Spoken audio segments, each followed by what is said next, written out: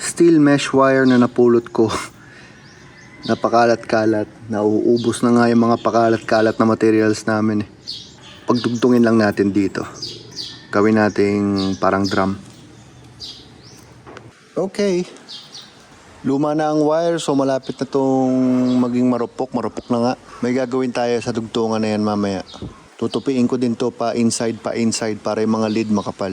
Next. Pupunuin natin to ng bato. Na medyo mahirap nang gawin ngayon. Dati po itong rotonda na to. Kita nyo po itong rotonda na to. Bundok ng bato yan. Wala na ngayon. Ang ganda na nga ngayon, no? Para na siyang para na siyang portion ng Quezon Memorial eh. Naging court na, naging ginawa namin panambak dito sa pickleball basketball court. Pero kabisado ko kung saan ko tinambak yung ibang maliliit. So meron tayo dito, meron din tayo dito. Lalagyan natin to. Okay. Sapat na yata yan. Alam niyo saan ako kumuha? Meron dito, meron doon. Ito kasi mga maliliit na bundok na mga bato dati. Mga pag nag-renovate, minsan dito tinatambak. Dito madami yung nakuha at may konting burol pa ng buhangin. Buhangin, good stuff yan. Kailangan natin mamaya. Dati pag naghahanap ako ng ganun, dito lang. Ngayon, hindi na siya puno ng bato. Puno na siya ng kagandahan. Continue. Lalagay natin yung bato dito. Pero tupiin lang muna natin. Pampatibay, tsaka medyo mataas din siya para sa project. Okay, and then punuin na natin ng bato. Sinimulan ko na nga. Totoo po niyan ay 3 na ang ginawa ko. Tapos nasa baba po nila ay ang isang driftwood na pinulot namin ni Charlene at ni Bayaw Merl sa De La Paz Beach. Patong na nga natin. The moment of truth.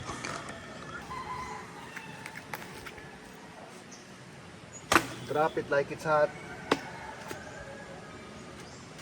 Look at that!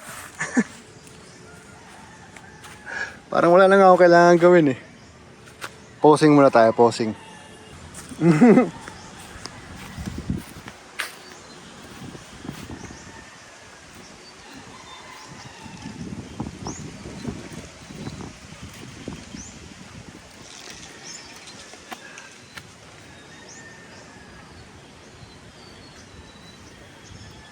Ano pa gagawin ko? Finishing touch. Yung burol ng graba at buhangin na yan, lalagay natin dito. At para finally mapatag na rin yung burol na yan. Tagal na yan. Done. Another part of the land na plancha na rin. Alam nyo, pag may mga burol na kahit ganong kaliit, pag hindi mo tinanggal parang sumisikip yung lugar. Pag tinubuan na ng grass yan, ng aliwalas yan. At ang dami din na nakuha. Linisin natin ng konti. Tanggalin yung mga halaman at malalaking bato. I'm just very happy na hindi ko na kailangan bumili ng buhangin. Linisin lang natin, kailangan linisin. Okay, malalaking bato, buhangin at maliliit na bato. Hindi naman pang engineering ang habol natin. Kuha tayo semento. Sementoin natin. Binder. Ayan, kumakatas na mga kaibigan. Itapal na natin sa mga dapat itapal. Ay, okay. Bakit likod ko dun ah? Semento is such an awkward thing pag maliit yung project. Pero ito na yun. Rustic. Ito na yun. Ito na yun mga kaibigan. Uy, may namintis ako. Kaya mo na. Okay. Ligpitan. Plating. Alam nyo bakit ang kalat dito? Kasi ang dami kong tinetest kung anong pwedeng ilagay na bench dito. So, ito, napakalaking driftwood. Kaya lang napaka-awkward patayuin. Ginamit ako ng mga gulong.